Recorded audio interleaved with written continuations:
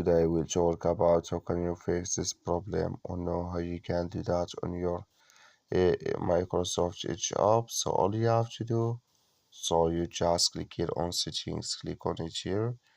When you just click on settings, it's going to show for you a list like this here. So then you go down, just keep going down, click here on apps. You come to apps list here, and there you're looking for Microsoft Edge app, or just click here on search. Then here sorry, add here Edge app. It's going to show for you like this. Click on it. So then it's going to take you to this list here. Click on for stop. Click on OK here. So then you go down, just click here on storage. Come to storage list here, just click on clear cache. So then you go to your Play Store, just click here on your Play Store here. Then you search for Microsoft Edge. It's going to show for you like this. You will find here update, click on it, and it's going to work with you.